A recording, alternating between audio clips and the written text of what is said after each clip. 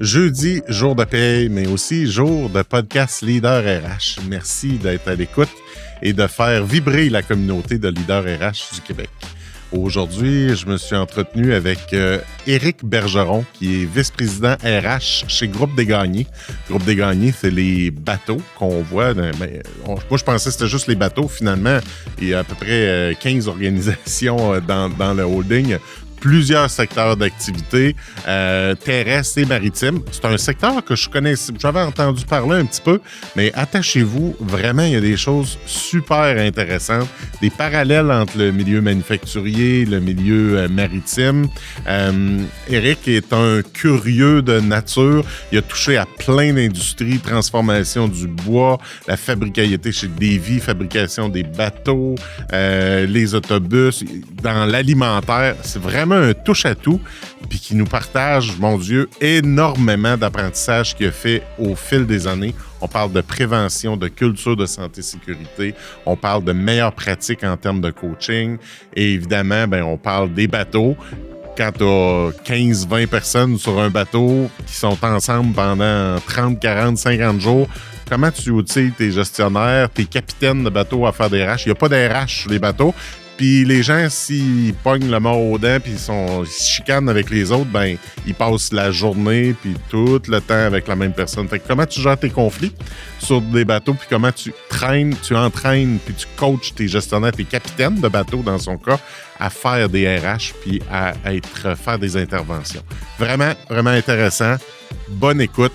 Si vous avez aimé ça, puis si vous aimez les leaders RH, merci de partager, de faire des commentaires, de faire découvrir le podcast à plein d'autres membres de la communauté. C'est comme ça qu'on s'entraide, c'est comme ça qu'on fait en sorte qu'on devient de plus en plus stratégique dans nos fonctions RH.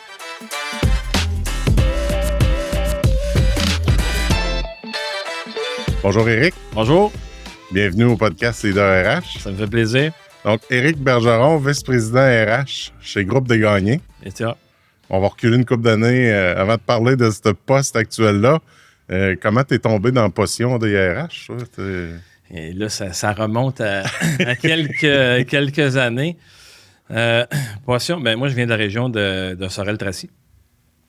Au niveau... j'ai fait mon cégep en administration. Ma mère, comptable de profession. Découvert un intérêt pour la gestion, c'est particulier, mais un emploi étudiant. Je travaillais au McDonald's quand j'étais étudiant au secondaire. Et puis, c'est passé d'équipier à chef d'équipe, à chef de corps. Puis là, un peu découvrir un petit peu la gestion d'équipe, puis un peu cet aspect-là. Donc, l'intérêt vers l'administration, c'est créé à ce moment-là. Fait que tu as fait comme une technique administrative. Exact. Et puis ensuite, au niveau du choix universitaire, je cherchais quelque chose qui était diversifié, qui touchait à la gestion, mais j'ai des intérêts quand même vastes. Donc, le volet la psychologie, le volet gestion des ressources humaines, le volet santé-sécurité. Alors, le programme de relations industrielles est apparu comme un choix intéressant. Et puis là... Tu étais proche de Montréal, tu étais à Sorel, t'as-tu été à Montréal? Non, j'étais à Laval. Ah, t'es ici à Québec? J'étais à Laval, j'avais appliqué à différents programmes. Mais Laval, la ville de Québec, on dirait, m'attirait un petit peu plus. Mon père avait habité là aussi, il avait travaillé aussi au chantier naval à Lauson. On va y revenir plus tard. Et puis, donc, la ville de Québec, j'avais une tante qui habitait Québec aussi à ce moment-là. Donc, j'ai choisi Québec comme destination. Alors, j'ai fait mon bac à l'Université Laval là, en relations industrielles et la maîtrise ensuite. Donc, tu as fait tout de suite bac à bac, les deux? Oui, exact. Donc, après le bac, on est en 96, marché de l'emploi un petit peu plus difficile. Je voyais mes collègues, c'était plus difficile de se trouver un emploi. Alors, l'intérêt vers la maîtrise, il y avait un professeur aussi qui m'avait approché pour travailler sur un sujet qui l'intéressait au niveau de la santé-sécurité, santé mentale. Alors, je me suis inscrit à la maîtrise, puis... Fait que déjà, on entend beaucoup de santé mentale aujourd'hui, mais déjà à l'époque... Oui, déjà à l'époque, mon sujet d'essai à la maîtrise, c'était le burn-out. Donc, le burn-out, à ce moment-là, le burn-out était les années 96, relativement peu connu. Donc, l'objet de la recherche était un petit peu de démystifier le burn-out d'une dépression qu'est-ce qui est commun, qu'est-ce qui est différent par rapport aux deux. Donc, c'est un sujet qui était intéressant. Donc, j'ai fait la maîtrise. Puis ensuite, là... Puis ta première job à RH? Première job à RH dans le domaine forestier au Lac-Saint-Jean. Et tu as déménagé encore? Déménage encore pour une compagnie québécoise, Donahue à l'époque, qui n'existe plus aujourd'hui, qui a changé de nom là, à plusieurs reprises là, dans le domaine forestier, beaucoup de consolidation. Alors, offre d'emploi affichée sur le site de l'Université Laval. Un processus. Regarde, ils cherchaient à l'époque, je crois que c'était un conseiller ressources humaines ou superviseur ressources humaines, je crois. Et puis, je regarde l'offre, c'est intéressant. Jamais visité le Lac-Saint-Jean. Okay. Donc, c'est comme... Je fais des recherches un petit peu sur la compagnie. Je vois que c'est une compagnie québécoise, une papetière, tout ça. Ça semble intéressant. On va passer l'entrevue là-bas. Puis, le parc n'était pas aussi beau qu'aujourd'hui. Ben, c'était l'été. Donc, c'était l'été. Donc, on arrive en plein mois de juillet, à peu près là, à Saint-Félicien pour l'entrevue. Belle région. C'est une superbe région. Et puis... une offre d'emploi. Puis mon premier emploi a été dans le village de Saint-Prime. Saint-Prime, au Lac-Saint-Jean. C'est une papetière, c'est une usine... C'était une usine de sciage, une usine de bois, transformation de bois. Cette usine-là, Donahue avait des papetières, des usines de transformation de bois, des opérations forestières. Donc, cette usine-là, c'est une usine de sciage à ce moment-là. Puis Donahue a été résolu. Avant ça, oui, Abitibi-Consol, Abitibi-Bowater, résolu. Moi, j'ai quitté quand c'était Abitibi-Bowater à ce moment-là, mais il y avait eu quelques fusions. Donc, premier emploi comme généraliste en ressources humaines. Tu étais dans une équipe RH ou dans une usine qui relève, il y avait un siège social où on avait un peu les fonctions corporatives là, avec des ressources un petit peu plus comme de soutien seniors, exactement. Mais au niveau local, dans l'usine, tu étais tout seul. Exact. Le modèle, à ce moment-là, au niveau ressources humaines, il y avait un superviseur ressources humaines par usine, donc une centaine d'employés. Superviseur ressources humaines, santé, sécurité, relations de travail, généraliste, donc pour le site, avec des ressources au corporatif là, pour ce qui est volet légal ou dossier un petit peu plus complexe. Fait que toi, tu relevais de ce superviseur-là? Directeur d'usine. OK, fait que le superviseur RH, c'était toi? C'était moi. C'était ta première job. Okay. Donc, première job. Et tu relevais du directeur de l'usine? Oui, directeur d'usine, exact, avec un lien matriciel avec le directeur de ressources humaines corporatif et tout ça. Donc, première usine, tu arrives en fonction. La relation de travail, donc c'est syndiqué, la santé-sécurité, la gestion des accidents de travail, la gestion des ressources humaines. Tu fais tout, là. Tu touches à tout. Tu touches à tout. Donc, c'était vraiment une école extraordinaire. Puis là, c'est là que tu découvres ton métier. Là, tu te rends compte que ce que tu vois à l'université, ce que tu vois théoriquement, dans la vraie vie, c'est une autre histoire, là. Ouais. Mais vraiment stimulant comme organisation. J'ai resté pour cette organisation-là pendant presque 10 ans. Donc, différentes usines, différents territoires forestiers aussi. Il y avait vraiment un principe aussi de mobilité, un petit peu des quand tu es dans un gros groupe, il y a plusieurs usines, tu peux bouger. C'est ça, une usine un petit peu plus grosse, des mandats un petit peu plus complexes. Mais est-ce que les réalités restaient les mêmes ou chaque usine avait quand même ses particularités? Oui, certaines particularités, mais quand même, en général, même genre de responsabilité. Donc, les usines toutes syndiquées, donc une portion de relations de travail. Beaucoup de programmes à l'époque, c'est une excellente école parce que tu arrives d'une organisation où est-ce que il y a beaucoup de choses beaucoup de formations qui est donnée aux gestionnaires, comment faire des rencontres, la résolution de conflits, les groupes de travail, beaucoup de choses en place. Donc, c'est vraiment une opportunité d'apprendre. À l'époque, quand j'étais là, gros virage santé-sécurité au niveau culturel. Donc, le développement du leadership, des mécanismes de prévention, la stratégie d'implantation. Donc, quand tu es exposé à tout ça, programme d'amélioration continue aussi à l'époque qui prend naissance, la formation de coach. J'ai été formé comme coach pour animer des Kaizen, faire des 5S, etc. Okay. Donc là, tu es superviseur ressources humaines, mais tu as vraiment un éventail d'outils qui te sont enseignés. Fait que ça fait de toi un gestionnaire quand même complet où tu touches à tout. Puis tu as la fonction corpo pour les meilleures pratiques. Exact. Tu peux appliquer. Puis pour supporter avec des ressources un petit peu plus seniors, ou exemple, là, au début, tu arrives, tu participes aux négociations collectives. Tu n'es pas le porte-parole, mais tu participes à la table, puis tu vois un peu tu vois la mécanique, puis tu comprends un peu je pense que c'est un peu sous-estimé des fois de s'expatrier un peu quand on sort de l'école. Comme jeune RH, on va avoir, on voit les grosses entreprises, mais s'expatrier un peu, vous allez dans des régions qui te donnent des opportunités de croissance puis d'apprentissage. Oui.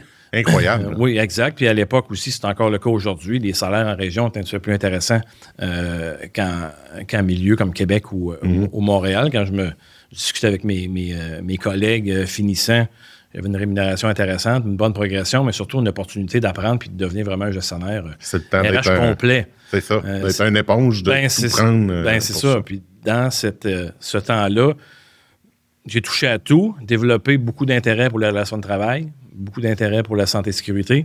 Puis c'est un peu ça qui a forgé aussi mon parcours par la suite dans ma pratique professionnelle. Là. OK. Tu es resté là 10 ans? À peu près 10 ans, oui. Après ça, tu es revenu dans le coin. Oui, je suis revenu dans le coin.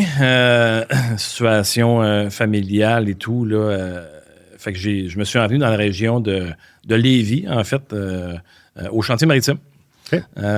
Donc, à ce moment-là, j'ai été approché pour venir au chantier qui venait de redémarrer à l'époque des propriétaires norvégiens, 3 navires en contrat. Donc, un chantier vraiment là, en pleine progression. Ça faisait environ peut-être 7-8 mois que c'était redémarré. C'est une connaissance, un collègue que j'avais dans l'industrie forestière qui me fait signe et disait « J'aurais peut-être un défi pour toi là, intéressant ».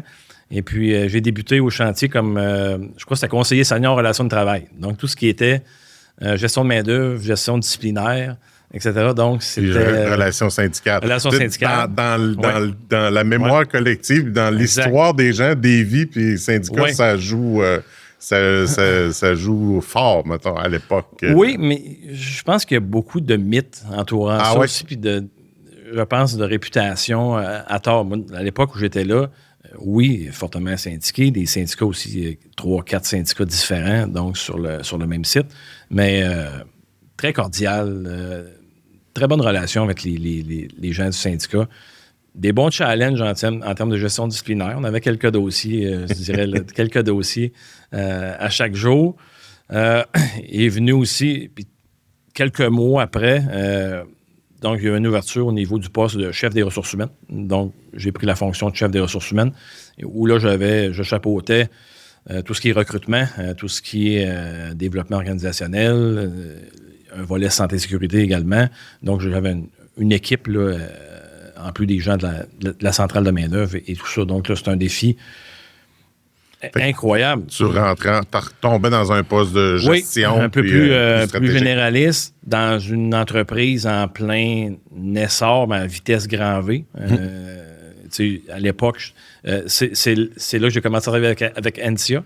Ouais. Donc, à ce moment-là, ton prédécesseur, François, qui avait une équipe vraiment dédiée pour le recrutement du chantier, en dedans de 12 mois, on a dû faire 700-800 embauches. Ah ouais. C'était...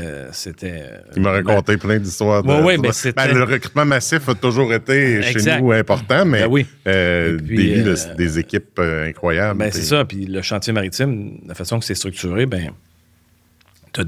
c'est des volumes d'embauche massifs à mesure que la production augmente. Exemple, l'acier va être coupé. Là, on est rendu au montage des blocs d'acier. Là, ça prend beaucoup de soudeurs, ça prend beaucoup de montants d'acier. Ensuite, tu vas être à l'installation, mais là, d'autres métiers vont faire leur apparition. Mais on parle d'embauche à chaque semaine, des accueils de 25, 30, 40 personnes.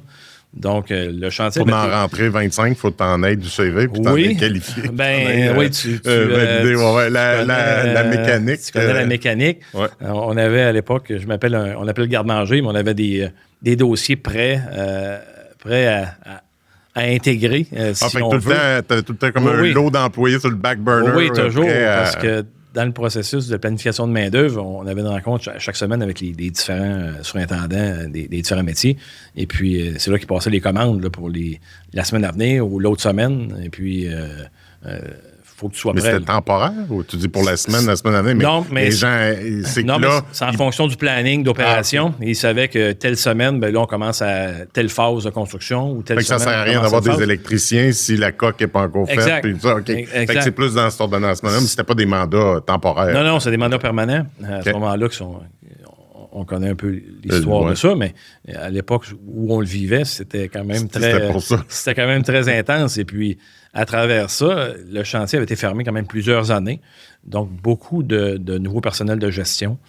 Donc là, comment on structure l'embauche massive de contremaîtres ou la promotion de contremaîtres qui proviennent du plancher, que c'est le premier travail de gestion. Donc, comment on donne un minimum, si on veut, de formation. On n'avait pas nécessairement les budgets débloqués à ce moment-là. Donc, à partir du bagage acquis, on a monté nos propres formations pour nos gestionnaires et puis commencé à développer un petit peu les leaders. Donc, c'était un moment quand même très, très intense. Je prends quelques instants pendant l'écoute de ce podcast Leader RH pour remercier Ansia, partenaire d'affaires en recrutement, pour la collaboration à la production de ces épisodes. Ansia, c'est votre partenaire pour vous assurer que tous vos besoins en attraction, en recrutement puis en intégration de main-d'œuvre dans vos organisations soient couverts par des professionnels. Donc, merci Ansia de faire rayonner la communauté de RH et de mettre à l'avant-plan des leaders RH d'ici. Puis souvent, on intervient dans des mandats de recrutement massif, puis là, ils font comme, on va le faire, on va le gérer, le recrutement, mais une fois que la personne est embauchée, il y en a de l'ouvrage. Les intégrer, les former, santé, sécurité, etc. Souvent, on dit ça, on dit, occupe-toi du monde qui sont rentrés, on va s'occuper des autres. Je me rappelle à ce moment-là, quelques petits ratés là, où tu embauches des gens, mais la coordination n'est pas tout à fait complète avec le magasin. Donc, on embauche des gens, mais il nous manque de casse de sécurité, il nous manque de meuleuses, il nous manque de... Là, il y a une dynamique là, qu'il faut qu'il s'installe là, en équipe pour que ça fonctionne. Donc, c'était... Un projet de croissance comme ça, on n'a pas idée à quel point ça stretch nos processus. Non, c'est ça. Puis il y avait un changement culturel, c'est une direction norvégienne, des façons de faire aussi très différentes. Chantier des Vies a quand même une histoire de construction navale et puis beaucoup d'experts, beaucoup de gens, beaucoup d'artisans, j'appelle ça des artisans, parce que la construction navale, comme d'autres métiers, c'est un art en soi. Là. Fait que c'était fort intéressant comme endroit. Malheureusement, ça a fermé. Il y a eu c'est ça. Il est arrivé la conjoncture et puis difficulté avec les clients, avec les finances du groupe et puis le chantier, finalement, a dû refermer ses portes. Alors... T'as passé dans le dos. C'est ça. J'ai fait ma propre lettre de fin d'emploi. Je pense 3 fois. T'ajustais ton dans le processus où à chaque semaine, on savait qu'on avait assez de sous pour se rendre telle semaine. On prépare les lettres de fin d'emploi. Une petite entrée d'argent. OK, on extensionne une semaine. Alors c'était une période qui n'était pas facile à vivre parce qu'on avait quand même bâti beaucoup de choses intéressantes. Puis là, de voir tout ça, s'en aller, c'est triste. Puis tu dis ton père avait travaillé là. Fait que pour toi, c'était une certaine forme de retour. C'est une forme de retour parce que dans mon historique familial, mon grand-père avait travaillé au chantier maritime à Sorel. À l'époque, il y avait un chantier là-bas. Le chantier à Sorel et le chantier de Lévis étaient liés ensemble. OK. Gros boom industriel dans le temps de la guerre. On fabriquait des frégates. Et puis, Sorel faisait certaines parties de navires. Lévis faisait aussi certaines parties. Donc, beaucoup de main-d'œuvre qui voyageait entre les sites. Mon père a d'ailleurs fait ça pendant quelques années, demeurer à Sorel, mais travailler à Lévis la semaine, revenir à la maison la fin de semaine. Donc, mon père était électricien, était dessinateur, a travaillé pour le milieu maritime aussi. Donc, quand je suis arrivé au chantier des Vies, beaucoup de gens connaissaient mon grand-père, connaissaient mon père. Okay. Beaucoup d'anciens de Sorel étaient des surintendants, des directeurs. Donc, il y avait un peu ce langage familier là, avec ce groupe-là. Fait que, oui, ça avait un attrait familial, un peu le domaine maritime et puis le domaine de construction navale. Donc, ça m'avait attiré aussi là, à ce moment-là. Donc, puis là, tu t'es en allé dans l'alimentaire chez Limel. Oui, changement complet. De secteur. Fait que tu as fait forestier, maritime, construction navale, et puis on va dans l'alimentaire. Dans l'alimentaire. donc, expérience quand même super enrichissante. Moi, ce que j'aime aussi comme professionnel RH. Je suis curieux de nature. Hein. J'aime ça comprendre les opérations. Je m'intéresse aux procédés. Je m'intéresse aux indicateurs de performance. Découvrir des milieux de travail, pour moi, je trouve ça vraiment, vraiment le fun. Fait que l'alimentaire, très différent pour la compagnie Olimel, compagnie québécoise aussi, l'usine de Saint-Henri-de-Lévis, donc qui est l'ancienne usine Lafleur. Salaison-Brochu, qu'on connaît dans la région. Donc, une usine de transformation alimentaire où on va produire les charcuteries là, que l'on connaît. Il n'y a pas d'abattage. Non, il n'y a pas d'abattage. Donc, cette usine-là recevait, je ne sais pas si c'est encore le cas aujourd'hui, j'imagine que oui, mais elle reçoit les produits de leurs abattoirs et puis ils vont les transformer pour produire les jambons, la viande fumée, les saucisses hot dog, etc. Donc, c'était quoi le plus grand clash? Parce que dans ma tête, un chantier maritime, c'est du gros. C'est à la limite, pas du sale, là, mais c'est du lourd. C'est du lourd. C'est du lourd. Là, tu tombes dans la saucisse hot dog, les normes sanitaires. Puis, normes sanitaires, environnement fortement réglementé, la vitesse. Un chantier maritime, c'est long. Tu fais un bateau, ça prend 3 ans, 4 ans. Une usine alimentaire, c'est rapide. Le produit, le temps qu'il rentre, puis le temps qu'il soit transformé et qu'il sorte, c'est rapide, c'est très intensif en main-d'œuvre. Il y avait déjà des enjeux de pénurie. Il y en avait, moins qu'aujourd'hui. C'est quelle année, je crois, de 2000 à 2010 à 2014. OK. Ouais. Dans ces années-là. Donc, oui, il y avait certains enjeux de main-d'œuvre, mais dans le milieu alimentaire, chaque sou au kilo est extrêmement important au niveau du prix. Donc, toute la notion de mesure, de comment on sauve le gaspillage, comment on est efficient. Les indicateurs de performance. Les indicateurs de performance et monitorer la vitesse des lignes. Tout ça. Donc, un environnement très, très différent. Y avait-tu déjà de la main-d'œuvre issue de l'immigration? Il y en avait un petit peu. On commençait à ce moment-là à embaucher de la main-d'œuvre immigrante, surtout en période estivale. C'est une usine qui fonctionnait là, 7 jours sur 7, 365 jours. On mange plus de hot dogs sur le barbecue qu'au mois de janvier. Puis l'été, les gens prennent des vacances, donc ça prend beaucoup d'étudiants. Donc une centaine d'étudiants, des travailleurs étrangers aussi là, pour une période temporaire. Ça débutait à ce moment-là. Je crois qu'aujourd'hui, ça s'est vraiment beaucoup structuré là, pour ces compagnies alimentaires-là. Mais à l'époque, un peu moins. Mais challenge de recrutement aussi. Donc, une usine quand même assez intensif. Je vais retrouver des bons défis en santé-sécurité. Donc, chez Olimel, relation de travail allait assez bien. Bons défis de santé-sécurité, comment on implante une culture, comment on améliore nos résultats.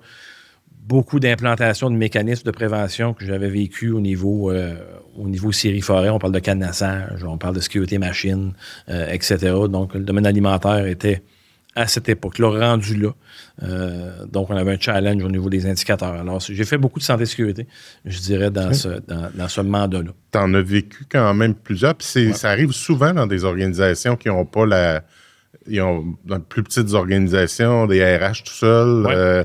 Ils n'ont pas le côté prévention, ils sont plus en coercitif ou dans les méthodes. C'est quoi le meilleur truc que tu as partagé, peut-être, ou comment prendre ça pour dire, implanter une culture de prévention, puis c'est facile à dire. Mais...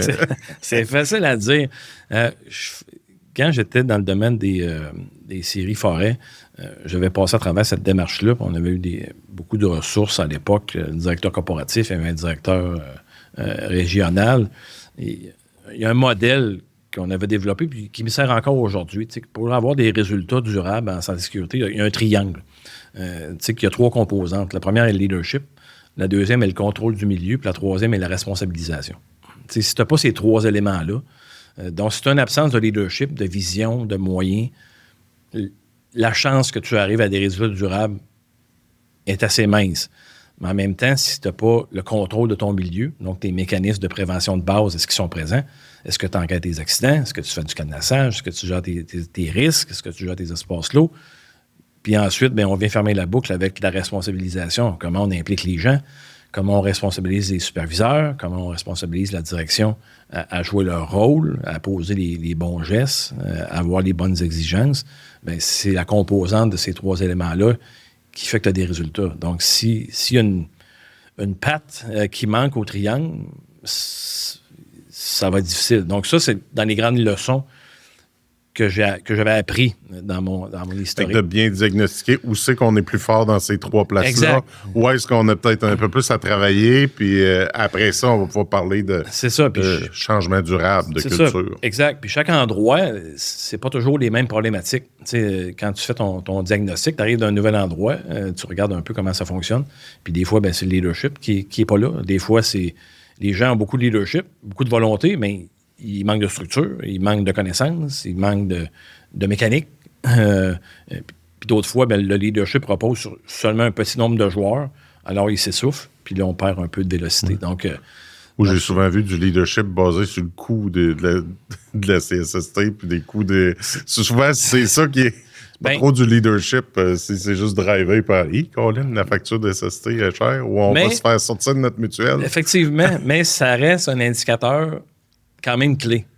Tu sais, puis à quelque part, quand il y a une préoccupation de coût, tu as déjà un levier comme spécialiste RH.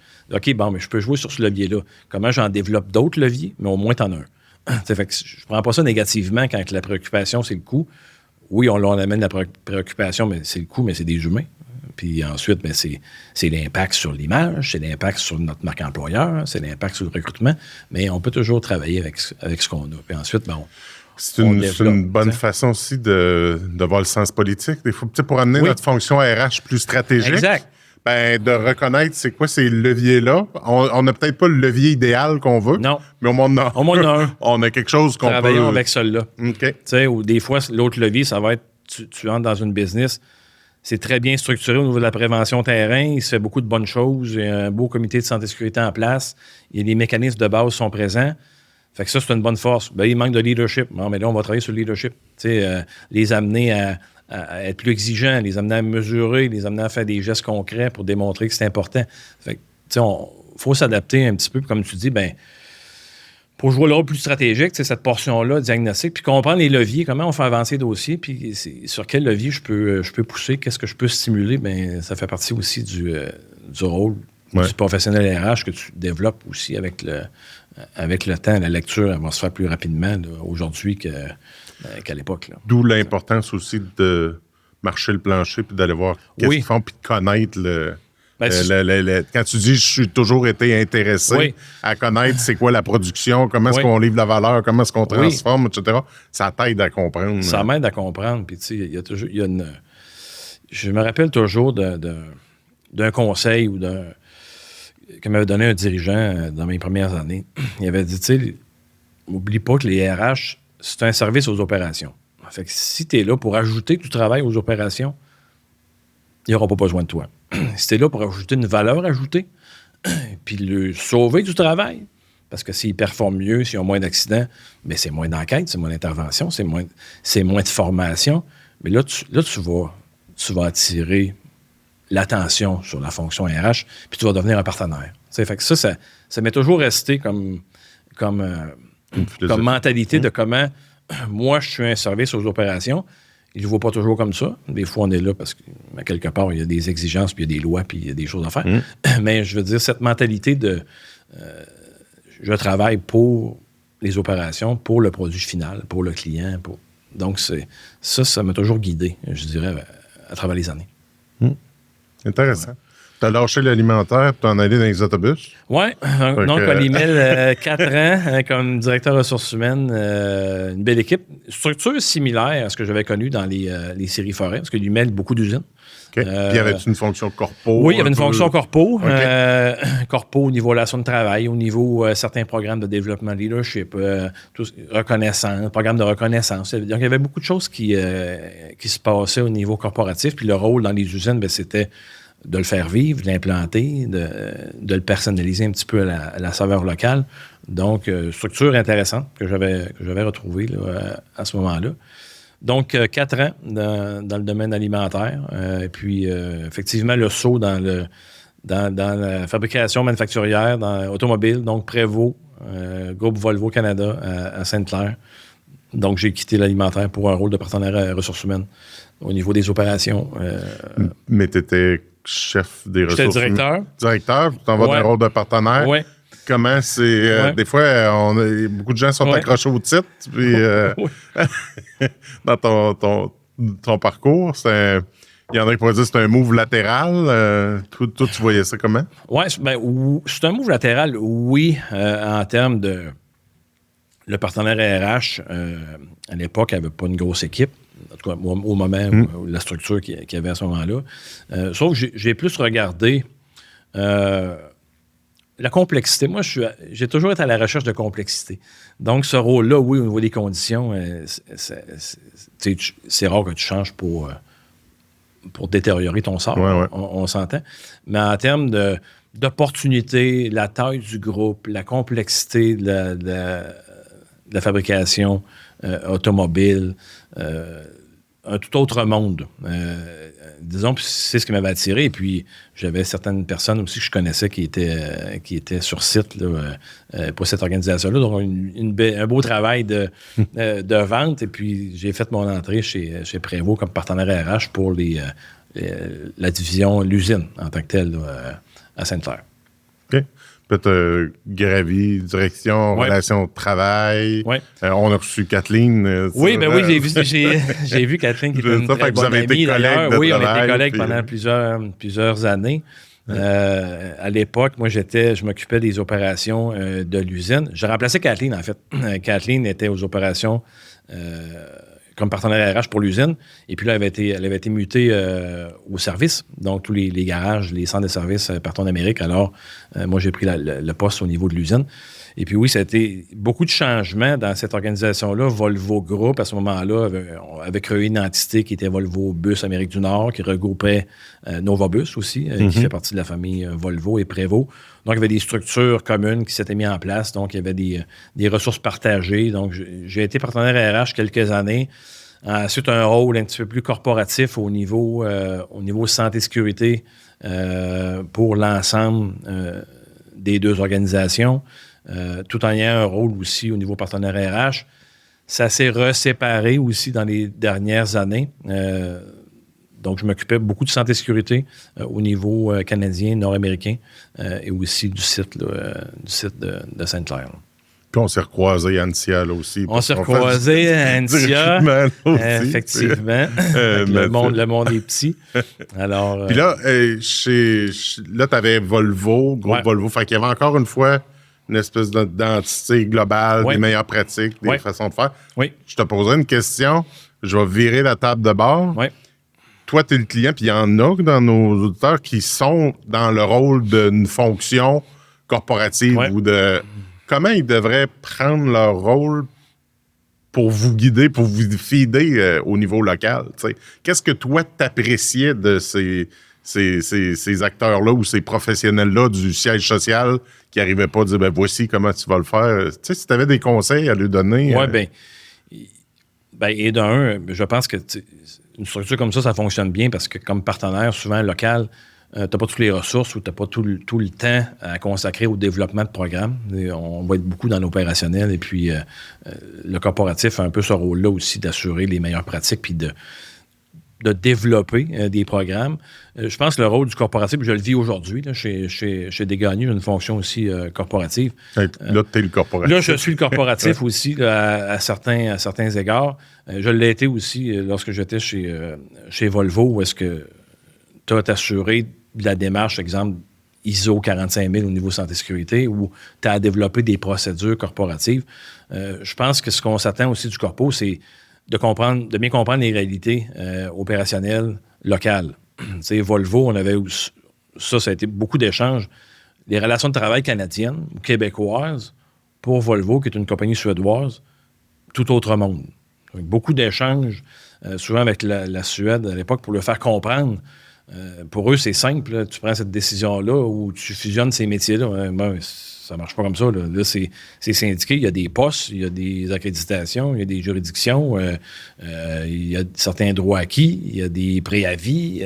Tu ne peux pas nécessairement faire ce que tu veux. Donc, de comprendre la réalité locale, ça, c'est quand même super important pour un corporatif. One size fits all. Exact. Puis d'avoir une certaine agilité et adaptabilité. Là. Quand tu proposes des programmes, on va proposer l'essentiel ou les grandes lignes, mais comment le local peut se l'approprier, peut le mettre à sa saveur, sans le dénaturer, évidemment, mais le mettre à sa saveur locale pour qu'ils performent selon la culture locale, les valeurs des gens, puis ce qui fonctionne bien aussi. Donc, Volvo offrait quand même aussi une certaine latitude, mais il faut dire aussi qu'à l'époque, on produisait beaucoup de développement à Sainte-Claire qui servait à l'ensemble du groupe, dans plusieurs fonctions. Ah ouais, OK. Tu connais bien Miguel, là, au niveau du développement organisationnel. Miguel il développait beaucoup de choses qui, finalement, à la suite, étaient présentées au groupe, puis devenaient... la méthode pour le groupe. La méthode pour la division, la division bus ou etc. Donc, Prévost, beaucoup de relations de travail aussi. Donc, participé à deux négociations là, durant la période là, où j'ai été là. Puis, OK. Tu as parlé de la COVID qui vous a frappé aussi. Oui. Politique de COVID, on fait ça comment? Oui, ça, c'était avec recul, une expérience quand même un peu... Tout le monde, ça nous a frappé de différentes façons. Et puis, Prévost, la fabrication d'autocars, beaucoup relié au tourisme, relié aux événements sportifs, relié à... Tout ce qui était fermé. Tout ce qui a été fermé. Et puis là, c'était très particulier de voir, parce que la clientèle de Prévost, beaucoup américaine, une gestion très différente de la COVID des deux côtés de la frontière. Comment c'était géré au Québec et comment c'était géré dans certains États américains, très, très différents. Donc, au début, ça a pris quelques semaines avant que ça se fasse ressentir là, sur le carnet de commandes là, à ce moment-là. Mais au niveau de l'usine, là, on se ramène à ce moment-là. Télétravail, ça n'existe pas. Il n'y a pas de politique de télétravail. Même dans les bureaux, tout le monde est présentiel. Oui, ça n'existait pas vraiment, à part des cas isolés où certains étaient autorisés à prendre leur portable et travailler à la maison, là, mais ça se faisait un peu dans certains rôles de gestion. Mais là, c'est OK, comment on fait pour l'ingénierie, qui ont besoin de machines aussi quand même performantes là, pour travailler. Donc, tout le développement de télétravail, les mesures sanitaires, puis à ce moment-là, j'avais une responsabilité groupe. Donc, ce qu'on développait, c'était aussi pour Novabus. On avait des comités... C'était le volet SST. Volet SST, exactement. Donc, il y avait le volet américain aussi. L'américain avait aussi un centre d'expertise américain, donc avec des procédures, des protocoles basés sur l'administration américaine. Donc... puis tu devais avoir... vous aviez des centres de services ailleurs au Canada. Oui. Fait que les normes du Québec n'étaient pas les mêmes qu'ailleurs. C'était pas les mêmes. Nous, ici, les normes sanitaires, les restrictions, là, que ce soit les couvre-feux, etc., aux États-Unis, il y avait beaucoup d'États qui n'ont jamais eu ce genre de restrictions-là. Alors, au niveau du Québec, on écoutait à 11h chaque matin les points de presse du premier ministre pour voir là, qu'est-ce qu'on peut faire, puis qu'est-ce qui nous manque, une politique ou qu'est-ce qu'on développe. Fait que c'était des années... puis ensuite, l'impact sur l'opération, sur le carnet de commandes, s'est fait sentir assez rapidement. Là, ça a été des mises à pied massives, et puis ça a été une période quand même assez difficile là, au niveau de l'organisation. Moi, j'ai quitté vers la fin de la pandémie en 2022, au printemps 2022. Donc, c'était encore l'effet de la pandémie. Et depuis ce temps-là, je pense qu'il y a une belle reprise. Là. Ça va très, très bien. Là. Mais la fin de carrière, ça a été difficile. J'ai fini ma période chez Prévost. J'avais le COVID. Okay. J'étais à la maison. J'ai fait ma transition en Teams. Pas pouvoir saluer mon équipe en personne, c'était quand même d'une tristesse. Là. C'était un autre deuil. Oui, c'était un autre deuil. C'était particulier. Là. Donc, 2 ans. Donc, les 2 dernières années, mais Prévost, c'était vraiment une belle expérience aussi. Belle expérience. Ouais. Puis là, ça t'a amené dans le domaine maritime. Oui.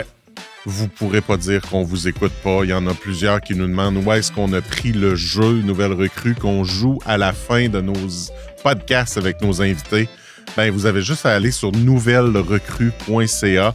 Il est maintenant disponible en ligne, en commande. Vous pouvez vous en faire livrer puis l'utiliser vous aussi avec vos nouvelles recrues pour apprendre à les connaître dans les premières journées, premières semaines en emploi. Alors, amusez-vous autant que nous. nouvellerecrue.ca.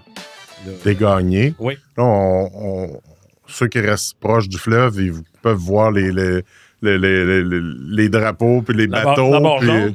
La barre jaune, significative. Exact. Mais c'est quoi des gagnés? Qu'est-ce qu'ils font concrètement? C'est quoi la grosseur à peu près? Me donner une idée. Des gagnés, compagnie québécoise, privée. OK. Donc, c'est un propriétaire unique qui Desgagnés a une histoire qui remonte à plus de 150 ans. Donc, compagnie originaire de Charlevoix, familiale, qui a grossi avec les années.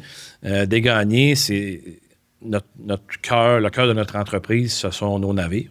Donc, on a une vingtaine de navires, navires cargo, navires pétroliers, navires de mix, un peu passagers et puis cargo. Entre 1200, 1300, 1400 employés, certaines opérations plus saisonnières, mais outre nos navires, des opérations, on a des compagnies de grues sur la Côte-Nord au Labrador. On est présent dans certains terminaux portuaires comme Valleyfield, Bécancour, Côte-Sainte-Catherine. Pour faire le transbordement. Pour faire le chargement de navires, okay. Déchargement de navires. Donc, une portion terrestre, une portion maritime. Donc, c'est un groupe. Desgagnés, c'est un groupe donc, composé de plusieurs entreprises différentes au sein du même groupe. Donc, des entreprises avec des missions là, différentes. Certaines unités plus opérationnelles, d'autres plus commerciales.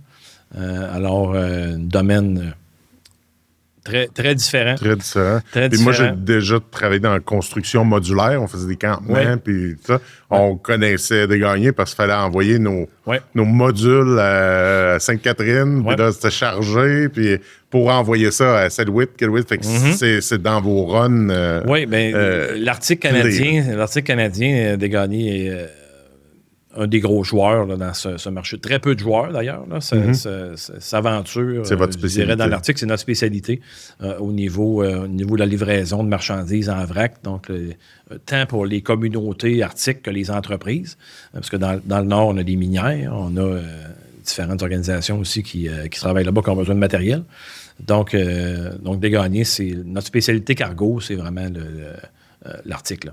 Et nos pétroliers également. On en a certains qui vont dans le Nord aussi parce que pour aller approvisionner en essence, en diesel, les communautés, les entreprises, etc. Fait que c'est mettons, les Grands Lacs puis le Nord, ou allez-vous international faire du... On va international aussi. Les Grands Lacs, on a une certaine présence sur les Grands Lacs aussi. Transport pétrolier, un petit peu. International, oui. Notre flotte cargo, on l'opère en équipage canadien l'été, donc c'est-à-dire de juin à aller jusqu'à fin novembre, début décembre, qui est la fenêtre d'opération arctique. Parce qu'en dehors de ça, les glaces rendent extrêmement complexe la navigation en Arctique. Donc, un équipage canadien pendant l'été. Et puis l'hiver, nos bateaux sont envoyés à l'international dans un pool, si tu veux, de navires où il y a une compagnie de gestion qui va s'assurer de commercialiser ces navires-là. Mais c'est les équipages étrangers à ce moment-là qui... c'est comme si vous louez vos bateaux. C'est un peu ils font d'autres choses avec vos bateaux. Ils font d'autres choses avec nos bateaux, mais on reste toujours propriétaire, on reste toujours gestionnaire technique. Nos achats, nos surintendants, etc. Là, la navigation, l'opération du bateau là, est toujours sous le contrôle de Desgagnés, mais c'est un équipage, on fait affaire avec une compagnie d'équipage, de gestion d'équipage qui est basée à Chypre, qui va s'assurer de mettre la main-d'œuvre certifiée internationale là, sur nos navires.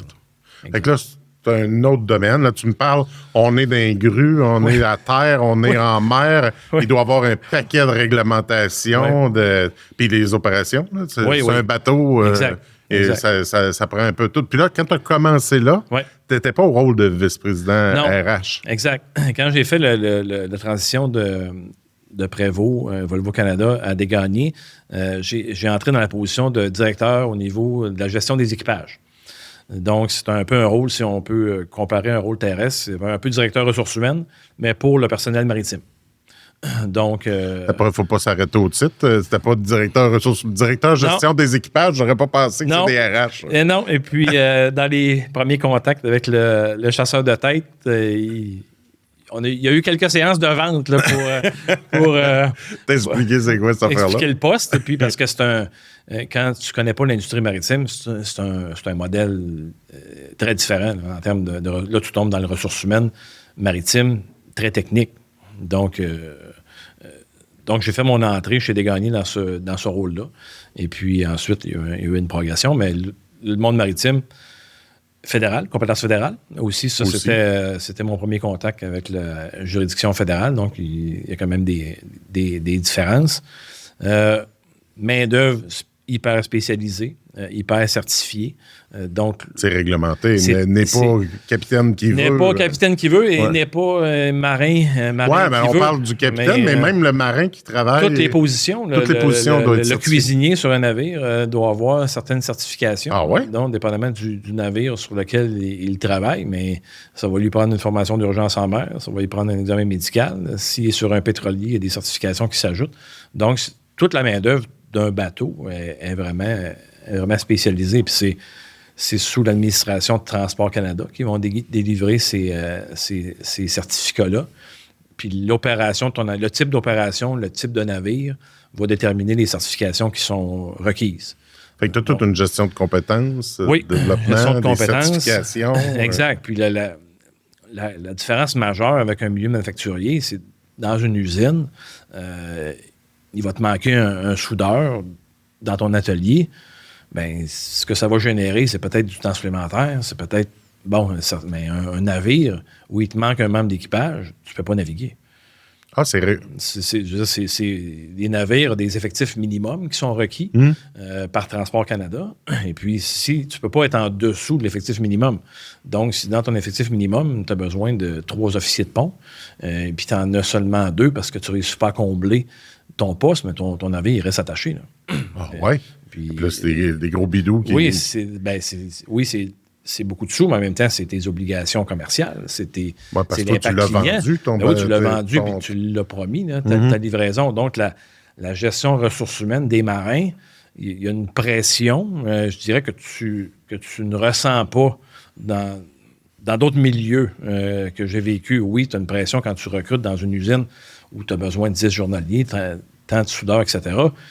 Mais l'usine n'arrêtera pas normalement parce qu'il va te manquer 1 ou 2 personnes. Ça va générer certains impacts, mais le navire, c'est cette notion-là qui vient ajouter une complexité dans un monde en pénurie. Puis les talents sont-ils mondiaux aussi? Les talents sont mondiaux. Okay. Mais tous les autres pays... Mais tous les compétiteurs aussi. Le bassin maritime est un bassin de main-d'œuvre limité, dans le sens que le nombre de marins canadiens avec des brevets, c'est quand même un petit nombre, puis c'est un nombre qui est insuffisant pour suffire aux besoins des compagnies canadiennes. Parce que à travers tout ça, dans la réglementation, une compagnie canadienne, une compagnie qui navigue entre ports canadiens, doit avoir des marins canadiens. Ça, c'est la loi qui prévoit ça. C'est pour protéger l'industrie maritime au Canada. Donc, fait que ça, c'est super, mais ça fait que ton bassin de recrutement, il est restreint. Donc, tu recrutes des marins canadiens ou tu recrutes des marins étrangers que le Canada va reconnaître les brevets. Donc, ça aussi, c'est un autre aspect du métier, mais la technicalité, c'est que le Canada ne reconnaît pas des brevets de beaucoup de pays. C'est un nombre limité de pays que le Canada reconnaît les brevets maritimes, que tu peux embaucher un travailleur étranger puis entrer dans le processus de reconnaissance de brevets pour lui permettre de pouvoir naviguer sur un navire canadien. Donc, c'est...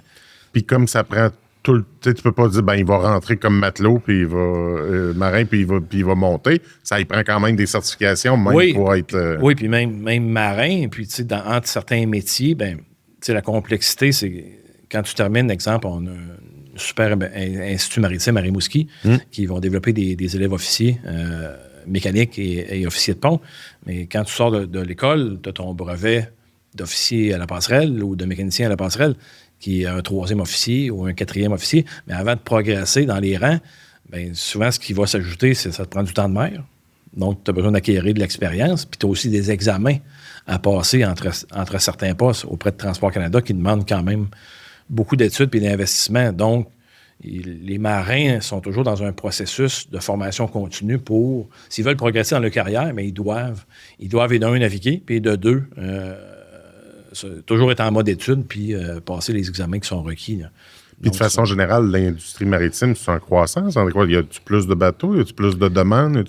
Certains segments sont plutôt stables. Okay. Certains segments sont en croissance. Nous, au niveau de l'Arctique, on vit une croissance. Une croissance, mais il faut s'entendre. L'Arctique, c'est pas une population de millions d'habitants, mais il y a quand même beaucoup d'effervescence.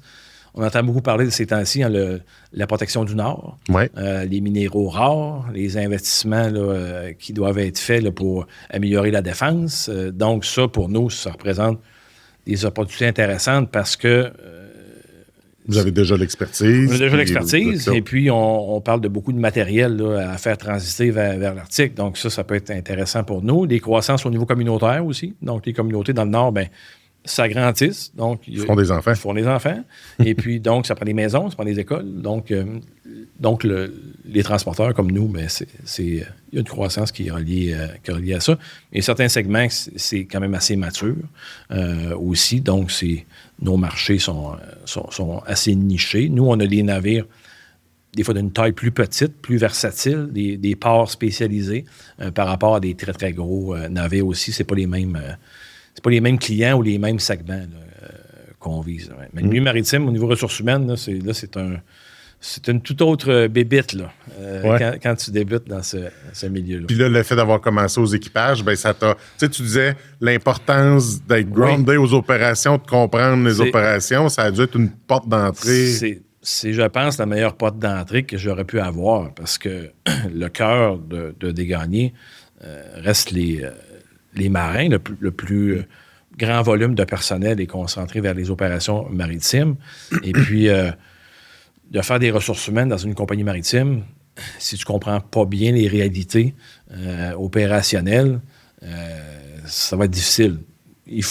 Je pense qu'il faut que tu te les appropries, ne serait-ce pour une question de crédibilité, être capable d'échanger, comprendre les enjeux, faire des liens, anticiper. Donc oui, ça a été formidable pour ça, parce que je ne pense pas que ça m'aurait permis d'être à l'aise autant dans mon poste aujourd'hui sans avoir fait ce passage-là.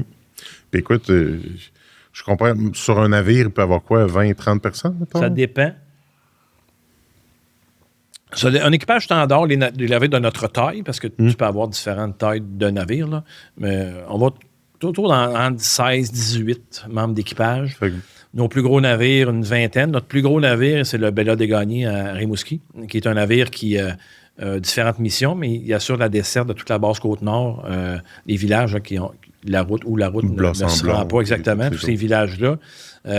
Transport de résidents aussi. Donc, c'est un navire qui est particulier parce qu'il y a un aspect cargo, il y a un aspect passager, puis il y a un aspect croisiériste, forfaitiste aussi. Il y a des gens qui vont prendre l'expédition. J'ai vu ça sur des médias sociaux. Il y a des gens qui font une expédition. Oui, absolument. Ah, ouais. Le cycle du Bella, c'est une semaine. Donc, il va quitter le Rimouski le lundi et puis revient le lundi suivant.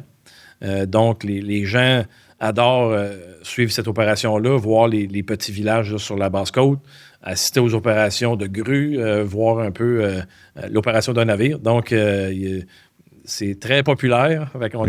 On a jusqu'à une centaine de forfaitistes là, par semaine dans les saisons estivales. Donc, ce bateau-là a un équipage beaucoup plus grand, une quarantaine de personnes. Mais nos navires... La plupart de nos navires sont entre 16 et 18. Là, c'est à peu près la taille. Puis là, c'est 16 à 18 personnes dans un environnement clos. Oui.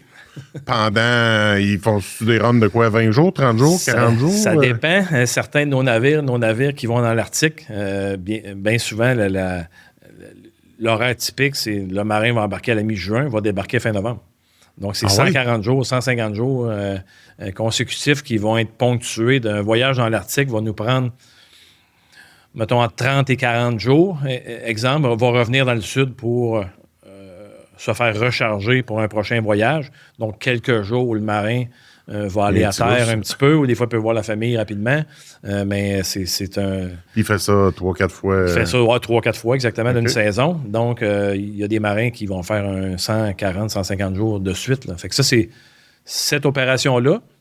Mais j'imagine le Bella Desgagnés, c'est une semaine. Le bateau, il revient, mais la plupart des employés, ça va être un horaire 3 semaines.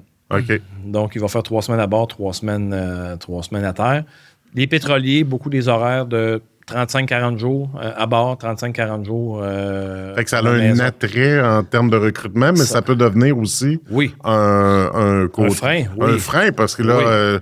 je suis rendu avec des enfants. La vie évolue. Là. Effectivement. Puis la beauté, ce qui est intéressant chez nous, avec toute la gestion des carrières ou les plans de carrière, mais on a quand même différentes compagnies. Donc, un marin qui, pour lui, ça devient plus difficile de faire du Nord 150 jours, bien, il y a peut-être une opportunité d'aller dans le pétrolier, ou est-ce que c'est un horaire plus stable? Il doit suivre les certifications, etc. Bien, il peut avoir un certain transfert qui opère, où il y a des marins qui vont transférer du côté du bureau. Ils vont venir occuper des postes de gestion, des postes de surintendant, et puis là, ils vont mettre les expertises à profit, mais dans un rôle à terre. Fait que c'est l'avantage qu'on a d'avoir plusieurs divisions différentes. Puis une vie de marin, c'est effectivement, c'est rempli de sacrifices. C'est un peu similaire aux gens qui travaillent dans les mines dans le Nord, qui font du fly-in, fly-out. C'est un peu le même, le même principe. Sauf que tu travailles t'es pas dans la mine. T'es pas dans la mine, t'es à l'extérieur, puis tu vois du pays. Là. Sauf que, je rattrape mon idée, là. Ouais. T'es 20, t'es 18 dans le bateau. Ouais. T'es pogné avec Jean-Paul, il te tombe sur la tomate, là. Tu le vois le matin, tu te lèves, Jean-Paul est là. La gestion des conflits, la gestion de la discipline, puis là, il n'y a pas d'RH sur le bateau. Il n'y a pas d'RH. Il faut que tu développes le leadership de tes officiers. Exact. Oui, parce que sur un navire, tu as toujours un capitaine puis un chef ingénieur qui sont du personnel non syndiqué, qui font office de gestionnaire sur le navire. Quand on dit le capitaine et le maître à bord, c'est un petit peu le principe. Donc, c'est lui le gestionnaire principal du navire, supporté par une équipe terrestre, donc de surintendants, de gens en ressources humaines, etc. Mais oui, en termes de professionnel RH, il faut que tu apprennes à gérer les problèmes à distance.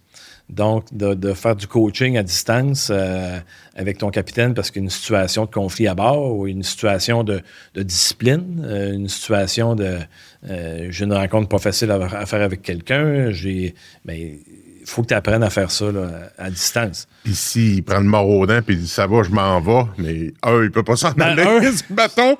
Deux, s'il s'en va, tu peux être obligé de breaker ton bateau. Maintenant, s'il y a quelque chose aussi. Oui, là. fait que là, donc ça, c'est des choses. Là, donc, ça complexifie la gestion. Aïe. Une bonne avancée technologique pour nous a été l'arrivée de Starlink. Donc, sur les bateaux. Internet haute vitesse partout, même dans l'Arctique. Donc, ça facilite beaucoup les communications. Donc, aujourd'hui, il est possible de faire un appel Teams avec un marin, même en vidéoconférence. Là. Avant, il fallait qu'il attende d'arriver à quai? Non, mais c'est le téléphone satellite où c'est beaucoup plus restreint. Pas même intervention. Il y avait un petit volume de données, mais ça permettait peut-être aux marins d'envoyer un courriel. Mais avec Starlink, appel conférence, nos marins peuvent faire du Netflix à bord, peuvent appeler à la maison, peuvent faire un appel FaceTime avec leurs enfants, leur famille. Ça a beaucoup transformé, je dirais, l'expérience pour le marin. Parce que oui, l'isolement, c'est un élément qu'on doit gérer. Donc, nous, comment on supporte nos marins, mais le programme d'aide aux employés. Parce que la santé mentale... La santé mentale, la gestion de la fatigue. C'est l'horaire d'un marin. C'est pas un horaire qui est typique. Les marins, souvent, son horaire, c'est 4 heures de travail, 4 heures de sommeil, 4 heures de travail, 4 heures de sommeil. Ça demande une adaptation quand même assez importante. Puis, dans les périodes intenses, mais il y a beaucoup d'heures. On fait beaucoup d'heures d'une journée. Donc, la gestion de la fatigue, c'est un élément qui est fondamental. La santé mentale, tu as raison. Il arrive un conflit à bord d'un navire, mais ça prend des proportions, des fois, là, beaucoup plus grandes à cause de l'isolement et de la proximité. Ben oui. Donc, ça... C'est un peu plus à fleur de peau. Puis, exact. Donc, on manque la famille, ça. Puis, il doit y avoir l'enjeu culturel, évidemment. L'enjeu culturel aussi. On est multinationalité. L'avez-vous décompté? Combien de... On l'a décompté l'an passé, mais on doit avoir une vingtaine ou une trentaine. On a beaucoup de marins philippins. Les Philippines, c'est le pays qui produit le plus de marins au monde. Okay. Donc, le Philippin, c'est une pépinière de marins. On en a beaucoup. Ils sont reconnus par Transport Canada? Ils sont reconnus par Transport Canada, effectivement. Tu as suivi la Je comprends, la leçon. Ça rentre. Ça rentre, fait que oui. On a beaucoup d'Ukrainiens maintenant. Depuis la guerre en Ukraine, le gouvernement a fait une entente de reconnaissance de brevets ukrainiens. Donc, on a eu une vague de marins ukrainiens qui ont joint Degani et beaucoup d'autres compagnies canadiennes. On a des marins d'origine russe, donc des Russes, des Ukrainiens à bord. Ça peut être des discussions intéressantes. On a beaucoup de marins de l'Inde. On va avoir des marins... donc, c'est assez versatile, là, effectivement, et diversifié comme main-d'œuvre. Fait que oui, il arrive des problématiques des fois. Oui, ça peut être culturel. Alors, tu as toutes sortes d'enjeux. Est-ce qu'on peut les avoir par le ventre? Parce qu'ils mangent à bord. À la fin de la journée, ils s'assoient tous pour manger. J'imagine que ça doit avoir ce multiculturalisme-là. Ouais. Ça a-tu un impact aussi sur la bouffe? Ça complexifie le travail du chef cuisinier. Okay. Quand tu as un groupe de marins philippins, on apprécie une sorte de menu. Quelques Québécois à travers, c'est une autre sorte de menu. T'as les allergies, vegan, t'as les préférences. Okay. Mais blague à part, la nourriture à bord d'un navire est tellement important. L'engagement des membres, le moral des marins, passe par beaucoup influencé par le chef cuisinier à bord. Chef cuisinier à bord qui est pas bon, c'est pas long. Là, c'est pas long que là, tu vas en trouver un autre, là, parce que ça marche pas. Là. Ah, vous n'entendez parler. Oh, ça, c'est rapide. Okay. Donc, un chef cuisinier à bord, puis ça fait partie de notre expérience employée. Des gagnés, on est reconnu pour la cuisine, d'abord à bord des navires. Donc, le budget nourriture est un élément fort important. Donc, nos marins mangent bien. Puis le volet aussi de la proximité qu'on a avec nos gens. T'sais, l'expérience employée pour un marin, mais notre équipe de gestion d'équipage est super proche. Hein. On est flexible, on va s'adapter. Pour eux, on gère les voyages. Hein. Le marin qui embarque, on le gère de la maison à aller au navire. Là. Donc, il reste à partir de chez eux? Oui, il demeure à Vancouver, mais on va le voyager jusqu'au navire, puis on l'embarque. Sérieux? Ah, oui, ouais. Absolument. Okay. Et puis, fait qu'on gère toute la logistique de transport. Ça, c'est la gestion des équipages. Ta première job, oui, c'est ça. des équipages qui font ça. Donc, une partie de logistique en plus de la gestion humaine. Donc, il faut s'assurer de transporter le marin de chez lui au navire, puis ensuite du navire à la maison. Donc, on en prend soin. On est flexible, il faut être à l'écoute. On essaie un peu de s'adapter et créer cette expérience-là. On le comprend que c'est un métier qui n'est pas facile, il y a de l'isolement, tout ça. Fait comment on fait pour rendre ça le plus agréable possible? Bien, ça fait partie du challenge de gestion RH d'une compagnie maritime. Puis la nourriture fait partie de la stratégie. Donc, ça prend un bon cuisinier à bord du navire. Ça, c'est fondamental. On est presque rendu à la fin. Je prends 10 secondes de votre temps pour remercier encore une fois notre partenaire ANSIA pour la réalisation de ce podcast Leader RH, puis de mettre en lumière des leaders d'ici. Puis on a parlé de santé mentale, d'isolement, tout ça, mais santé, sécurité, tu es dans un environnement d'espace clos, ton background SST là-dedans...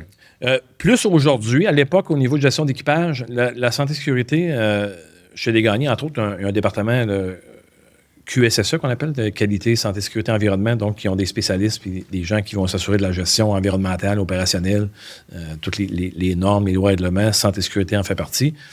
Aujourd'hui... parce qu'il y a certaines organisations, SST, c'est séparé de l'environnement, vous autres, environnement... SST est dans la même... Est ensemble. Puis ça relève des RH. Ça relève pas des RH. Ah. Non, c'est vraiment opérationnel. Okay. Ce qui relève des RH aujourd'hui, comme vice-président RH dans mon équipe, j'ai un conseiller corporatif en santé et sécurité. Donc, sa fonction, lui, est plus là au niveau de l'harmonisation des pratiques. Parce qu'on a différentes unités d'affaires. On a une équipe de conseillers en santé et sécurité. Donc, ce qui vient du corporatif est plus en termes de comment on structure notre vision. C'est comment on travaille avec le comité directeur pour notre vision en santé et sécurité. La pointe leadership la pointe de ton du L, triangle, effectivement, la pointe du L. Aussi la pointe du contrôle du milieu. Bon, mais c'est quoi l'état de notre prévention chez des gagnants? On a différentes unités qui ne sont pas tous au même stade, si on veut, d'évolution. Donc, quel mécanisme fonctionne bien? Qu'est-ce qui est implanté? Qu'est-ce qui n'est pas implanté? C'est quoi notre vision par rapport à ça? Et aussi donner du support aux unités aussi parce qu'il arrive qu'on n'a pas, nos postes ne sont pas tous comblés. Notre conseiller corpo, bien, s'il y a un événement qui se passe, exemple, à Labrador City, bien, il va aller donner du support local, puis on va s'assurer de gérer tous les dossiers administratifs. La gestion des accidents est gérée aux ressources humaines. Donc, dans le volet corpo, le volet indemnisation, le volet gestion des lésions là, est fait par l'équipe RH. Puis, question niaiseuse, mais c'est comme une norme, la norme de CNESST, il y a des normes au chat aux États-Unis, tout ça, mais mettons, votre bateau est à l'étranger ou vous êtes il y a un accident dans les Grands Lacs en Ontario, vous êtes chapeauté par la CNESST. Ça dépend des où. OK. Ça peut être le WSIB, ça peut être la CNESST, ça peut être dépendamment de l'organisme. Si c'est mondial, ça dépend du salarié. Il est avec quelle compagnie? Si c'est un marin canadien, bien là, on va le gérer à partir du Québec, mais si c'est un marin étranger, là, c'est plus la compagnie étrangère qui va s'en occuper au niveau de la main-d'œuvre. Puis il y a différentes conventions internationales là, qui viennent légiférer là, sur les On pense pas normes. à toutes ces... ça se... Non, c'est vraiment, vraiment complexe. Ouais. Même le régime d'indemnisation maritime est bien différent.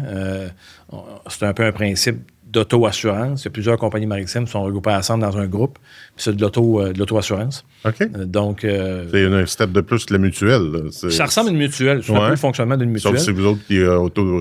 c'est ça. Fait qu'il y a un groupe, il y a un comité d'entreprise et puis tout ça, une gouvernance. Là. Mais c'est un des seuls qui est reconnu par la CSST. Là.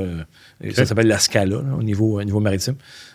Fait que, pas le restaurant. Non, pas le restaurant, la Scala. Donc, fait que c'est vraiment différent de ce qu'on connaît, du fonctionnement. Ta courbe d'apprentissage, je comprends, tu dis, je suis curieux, j'aime ça voir des affaires, mais il y a combien de cheveux que tu as perdus à cause de ça? J'en avais pas beaucoup déjà, mais ils ont grisonné. Mais oui, tu as raison, parce que là, tu arrives dans le domaine, surtout des ressources humaines maritimes, comprendre... l'aspect technique, fait comprendre la certification, il y en a tellement, comprendre les lois, puis par-dessus ça, s'ajoutent les exigences de compagnies pétrolières, s'ajoutent différentes normes internationales, fait qu'il y a vraiment un bagage complexe. Je ne peux pas dire aujourd'hui que je suis un expert, je suis capable d'en parler, je suis capable de comprendre, mais les gens de l'équipe, eux, ce sont des experts de ça, puis il y a même des experts dans l'organisation aussi là, qui peuvent venir interpréter, puis il y a toute la relation avec Transport Canada là, qui s'opère, mais oui, il y a une courbe d'apprentissage je dirais, technique quand même importante parce que c'est vraiment différent là, comme mode opératoire. Puis toi qui as été dans plusieurs secteurs d'activité où tu venais pas nécessairement, comment on fait comme RH de bâtir un peu sa crédibilité ou de... Tu sais, parce que quand tu arrives dans un secteur que tu connais pas, tu arrives avec un bagage, tu peux te faire regarder l'autre, hey, toi, RH, je sais pas ce qu'on fait, tout ça. Puis là, tu as un secteur encore plus... des fois, ils ont raison de le dire parce qu'il y a des normes qui n'existent pas. Ben, écoute, je pense que la recette, d'un, c'est des humains. Là. Je veux dire, on gère des ressources humaines, on gère des employés, on gère des gens. Ça, le capital humain, ça ne change pas. Le volet technique, je pense, c'est de s'intéresser, c'est de lire, c'est de passer du temps avec les surintendants d'opération, c'est de poser des questions, c'est des fois assister à des rencontres qui sont plus techniques. Mais oui, au début, tu comprends rien du tout de ce qui se discute, mais à mesure que ça progresse. Je pense que c'est d'être curieux, poser des questions, être curieux. Être curieux, de montrer de l'intérêt. Lire, se documenter, montrer de l'intérêt. Je pense que c'est... Quand tu montres de l'intérêt aux gens, ça génère quelque chose. Ensuite, les gens, ils s'intéressent. On s'intéresse aussi à toi, ce que tu peux faire, puis comment tu peux nous apporter. Puis, tu sais, quand tu arrives dans un milieu, surtout dans un poste un peu plus senior, je veux dire, tu as quand même un bagage. Je suis capable de gérer une grief, puis je suis capable de faire une rencontre disciplinaire, puis je suis capable de monter un plan. T'sais, tout ce que tu as comme acquis, ça t'amène rapidement une crédibilité. Mais le volet technique de comprendre l'entreprise, pour moi, ça a toujours été fondamental. Puis c'est encore le cas, là, c'est encore ça aujourd'hui. Qu'est-ce que tu as à dire? Tu sais, des fois, on fait du recrutement, des fois, il n'est pas dans notre domaine, il ne connaît pas notre secteur. Qu'est-ce que tu as à dire à ce monde-là, les gestionnaires qui vont... T'en es la preuve vivante. C'est pas toujours faux, mais le recruteur a un travail à faire aussi. Là. Pour donner un bon service à son client, le recruteur aussi, il faut qu'il soit curieux puis qu'il questionne puis qu'il essaie de comprendre. Puis moi, c'est quelque chose avec mes équipes, je suis exigeant sur ça. Dans mon équipe, j'ai deux partenaires qui s'occupent du recrutement au niveau... Là, maintenant, je suis au niveau plus corporatif, donc je s'occupe du recrutement administratif, puis etc. Mais dans différentes divisions opérationnelles qui ont des missions très différentes puis des rôles très différents. Recruter un surintendant d'opérations portuaires puis recruter un gestionnaire d'opérations d'une compagnie de grue, c'est pas du tout la même chose. C'est deux appellations de postes qui se ressemblent, mais c'est deux affaires. Oui, c'est vraiment pas la même chose. Donc, comment... Moi, je lui demande de passer du temps, je lui demande de questionner. Je fais beaucoup d'enseignements aussi. Tu sais, j'ai petit côté professeur, là, mais tu sais, moi, l'information que je vais aller capter du comité de direction ou différentes rencontres, bien, des fois, avec mon équipe, tu sais, je vais prendre une demi-heure pour les expliquer. Bien, comprenez-vous la différence entre un pétrolier et un cargo, puis comprenez-vous la différence entre telle chose et telle chose, puis êtes-vous conscient de telle réglementation, puis êtes-vous conscient de telle exigence. Fait que je pense que c'est important aussi de le faire, là. Mais mon équipe, puis c'est sûr qu'un recruteur ne travaille jamais seul. Tu es là pour répondre à un besoin d'un gestionnaire. La partie technique, le recruteur va s'assurer du du process, là. Le process de mener une entrevue, puis d'aller poser les bonnes questions, vérifier les compétences qu'il va avoir à valider avec son client, bien, qu'est-ce que tu recherches, là. Puis le point technique, bien, il faut impliquer aussi nos gestionnaires. Les points techniques précis, bien, ça, c'est le travail aussi du gestionnaire de poser les bonnes questions puis d'aller valider. Là. On est un peu maître du processus, mais on n'est pas expert métier de tous les métiers. Là. Avec le temps, ça se développe, là. Ouais. Mais, pour certains postes. Là, mais il y a des compétences naturelles que tu développes, peu importe le secteur d'activité, qui sont utiles. Oui, absolument. On recrute souvent les mêmes postes ou les mêmes fonctions. Après quelques recrutements, tu comprends. Mais c'est aussi, le recruteur, hein, c'est pas... Il y a la technique, mais c'est bien comprendre la culture. Hein. Souvent, c'est ça. Hein. C'est quoi la culture de gagner? C'est quoi le vibe? Quel type de personne se plaît bien chez nous? Quel type de personne fonctionne bien? Quel type de personne fonctionne moins bien? Donc, avec la psychométrie, avec les tests, bien là, on vient qu'à être plus ciblé et augmenter les chances de succès. Oui, je comprends parce que, tu sais, en firme de recrutement, il y a toutes sortes de firmes de recrutement. Oui. Nous, ce qu'on fait, le type de service, mes recruteurs ne font pas de développement des affaires, ils font du, tu sais, ce qui est différent derrière, puis il y en a beaucoup qui vont, ah non, je ne veux pas travailler en agence, je veux pas travailler en firme. Puis c'est un peu il y a des gens qui, chez nous, qui viennent d'ailleurs, qui se plaisent, puis il y a des gens qui ils font comme, oh, wow, c'est ça. Je comprends ce que tu veux dire, effectivement. On se rend compte, nous, on a dans notre taux de roulement, bien, on a une lecture qu'on a que nos départs se passent beaucoup entre 0 et 2 ans. Donc, si ça se passe entre 0 et 2 ans, pourquoi ça se passe entre 0 et 2 ans? Bon, fait que, oui, il y a des choses qui... le chapeau est peut-être RH. Est-ce qu'on a fait un bon recrutement? Le chapeau est peut-être le gestionnaire, on l'a-tu bien intégré? Est-ce qu'on a bien encadré? Mais il y a une réflexion à faire. Bon, qu'est-ce qu'on retient de ça, premièrement? Là? Puis comment on peut s'ajuster? Fait que, l'analytique aussi nous aide à mieux cibler. Je te poserai une question à 100$ sur le développement personnel. Tu sais, on a parlé un peu de tes changements de rôle, des fois des moves que j'ai pas senti, malgré que tu as fait des moves latérales, que tu as stagné. Non. Des fois, c'est mal perçu. Ou même des fois, avec des clients où on présente des profils, voyons, pourquoi il était directeur, pourquoi il a changé. Tu sais, on a des idées préconçues. Fait les deux, hein. Pour commencer, il est resté tant longtemps, ou commencer, il change souvent. Oui, aussi. Il n'y a pas de bonne réponse. Oui, c'est ça. Damn if you do, damn if you don't, ils disent en anglais. Mais il y a ça. Il y a aussi quelle responsabilité on a personnellement, parce que tu as pris une certaine forme de risque, c'est-à-dire je quitte, je m'en vais. Quelle responsabilité on a personnellement dans notre plan de carrière, dans notre développement, puis dans notre rôle de leader RH, on doit développer les gens avec nous. Fait que, premièrement, je pense qu'on est quand même en grande partie responsable de notre destin. Là. Je veux dire, des fois, les fenêtres ne sont pas toujours ouvertes, là, mais quelque part, il faut faire sa chance un peu aussi. Là. Mais tu sais, on a eu cette discussion-là, je pense, à Ottawa la semaine dernière. Tu sais, c'est pas tous les gens qui veulent se développer, puis il n'y a rien de mal à ça. Tu sais, c'est pas tous les gens qui veulent accéder à des postes de responsabilité ou qui veulent être promus ou qui veulent avoir une plus grande charge. Il y en a qui veulent avoir un défi de plus grande complexité, agrandir le champ de connaissances ou d'influence sans nécessairement tomber en rôle de gestion, de gérer une équipe ou qui vient avec son lot de responsabilités puis de challenge aussi. Il y en a qui veulent... Fait en premier lieu, je pense qu'il faut se poser cette question-là. Qu'est-ce que je veux faire puis pourquoi je veux le faire? Puis en quoi ça me motive? Fait que le volet introspectif, là, je veux progresser pourquoi? Là? C'est quoi les raisons en arrière de ça? Là? Je veux progresser parce que c'est mon ego, puis je suis supposé progresser, ou je veux progresser parce que j'aime le défi, j'aime le challenge, je veux apprendre, je veux donner une contribution différente, puis je veux me mettre à risque aussi. Je veux me mettre en danger, puis je veux essayer autre chose. Je pense que cette première étape-là là, est importante. Puis oui, il faut oser, je pense qu'il faut risquer. Il y a des changements que j'ai faits dans ma carrière, il y avait une forme de risque. Dégagner en est un. Dégagner... j'ai intégré la gestion des équipages avec une vue en tête, le poste de vice-présidence du groupe, parce que je savais qu'il deviendrait disponible dans les premiers mois, mais je n'avais aucune garantie que mon plan fonctionnerait. J'étais probablement le seul qui partageait ce plan-là. Tu avais fait un excellent plan avec toi-même. Un excellent plan avec moi-même. Et puis, finalement, ça s'est bien passé. Puis oui, j'ai eu... On m'a confié le poste, puis je suis super content. Mais c'est un risque. Ça aurait pu ne pas fonctionner, mais quelque part, si tu ne prends pas de risque, il n'y a pas de gain au bout. Là. Dans mon cas, le driver, dans mon cas, n'a jamais été le revenu ou jamais été le titre. Moi, j'ai toujours été un peu à la recherche de complexité puis de stimulation. Moi, j'aime ça apprendre.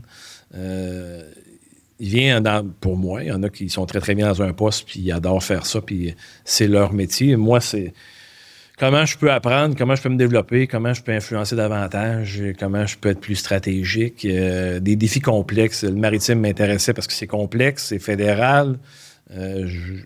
Dans notre compagnie, on a une vingtaine de conventions collectives. Fait qu'on a plusieurs syndicats différents, donc il y a un terrain de jeu incroyable. Puis, chez Desgagnés, c'était vraiment un rôle de bâtir et de structurer.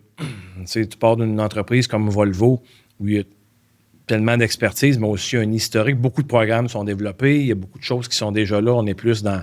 Oui, on développe encore, mais un peu plus dans le maintien, dans le fine-tuning. Desgagnés, c'est beaucoup plus... OK, comment on structure ça? Là? Puis, c'est dans la construction. On est dans la construction, là, puis comment on met ça en place, puis comment on fait la gestion de changement, puis comment on développe nos gestionnaires, puis il y a tellement de... Le terrain de jeu est tellement fertile. Moi, c'est ça qui me stimulait aussi, là, de dire, ben je vais rejoindre une compagnie où je peux bâtir des choses, puis qu'il y a un intérêt aussi à... Tu vois ton impact c'est beaucoup plus grand. Tu vois l'impact, puis là, je vois l'équipe RH depuis que je suis arrivé, puis je regarde les dossiers qu'on gère aujourd'hui, bien, on en gère beaucoup plus grand, puis on a une zone d'influence plus importante que... des fois, on est toujours... on regarde la montagne en avant, puis on dit, Christy, il me semble qu'il en reste beaucoup à faire, là, mais des fois, il faut prendre le rétroviseur là, puis regarder en arrière. Christy, depuis 2 ans, depuis 3 ans... Ça en est fait. On a fait des choses. On a un programme de leadership aujourd'hui. On a fait tel geste. On est impliqué dans tel dossier. Ils nous consultent pour telle stratégie. Mais ça aussi, c'est mobilisant. Là, tu dis on regarde dans le rétroviseur. Si tu regardes dans ton windshield en avant, c'est quoi qui t'attend? C'est quoi tes prochains gros dossiers? Chez Desgagnés, en tout cas, en ce qui me concerne, le gros défi relation de travail était beaucoup en 2024. Il y avait beaucoup de renouvellement de conventions collectives à faire qui sont toutes signées longue durée. Donc, ça, c'est bon, c'est en arrière de nous. Là, on est vraiment dans l'exercice de planification stratégique. Donc, comment on se projette en 2030. Donc, on a fait une super démarche de diagnostic. Donc, où on est, quels sont nos défis, quels sont nos enjeux. On a parlé de main-d'œuvre, d'immigration tantôt. On parle de relève. Chez nous, il y a une bonne partie de gens d'expertise qui sont là de longue date. Dans les prochaines années, il y a une transition qui va devoir s'opérer. Donc, comment on prépare la relève? Comment on favorise un peu la promotion interne? Comment on développe nos gens? Fait que le défi, il y en a encore... La technologie, l'intelligence artificielle, c'est-tu... On commence en technologie. On a ce virage-là à faire. Je dirais que dans les niveaux maritimes, chez nous, en tout cas, il peut y avoir un retard au niveau des systèmes de gestion. On parle des systèmes de gestion RH, tout ça, qu'on est à l'analyse de ces projets-là en vue d'implantation. Donc, il y a un virage technologique qui va devoir se prendre. Même chose au niveau opérationnel. Donc, changement culturel aussi. On a un propriétaire qui est en place aussi, qui travaille aussi sur sa transition. Donc, un bon défi de changement, d'accompagnement. Puis, on a des belles valeurs. C'est une belle organisation. Puis là, bien, dans les prochaines années, là, comment on met tout ça en place. Fait que, il y a encore beaucoup de pain sur la planche. Tu vas grisonner encore des cheveux. Il ne devrait pas repousser les prochaines années. Puis, tu sais, mon équipe est quand même assez stable là, depuis quelques temps. Donc, puis ton rôle de coach, tu disais que tu étais coach au baseball? Ou, oui, le coaching, c'est un de mes intérêts aussi, le développement organisationnel, le coaching. Ça fait plusieurs années, Volvo, j'étais impliqué dans des programmes de développement, puis tout ça. J'ai coaché au baseball pendant longtemps. mon fils d'abord. Après ça, sans mon fils, j'arbitre maintenant au baseball. OK. Donc, il était un peu une forme aussi de redonner. Là. J'ai enseigné les arts martiaux pendant quelques années. Fait que le coaching, le développement des personnes, ça, c'est un élément que j'aime beaucoup. J'en fais pas autant que je voudrais aujourd'hui. On a d'autres responsabilités, mais ça a toujours été quelque chose qui était présent. Oui, qui était présent. Oui, pour moi, effectivement. Hey, Eric, je nous fais atterrir. On jase super intéressant, vraiment. Super content. Mon petit jeu de cartes d'accueil à intégration. Oui, vas-y. Je te pose, tu piges une carte au hasard, puis tu réponds. Vie personnelle, êtes-vous plus café ou thé? Café, beaucoup trop de café. Ah oui, café? Beaucoup trop de café. J'aime ça, j'aime le café. Ouais. Mais on essaie d'être sur le décaf un peu, là, mais pas toujours un succès. Fait que la machine à café fait du feu. La machine à café est assez active.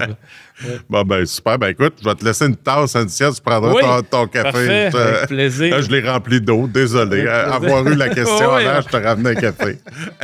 Merci infiniment, Eric. Je suis vraiment content on se connaissait, on avait travaillé ensemble, mais je suis vraiment heureux de notre conversation aujourd'hui.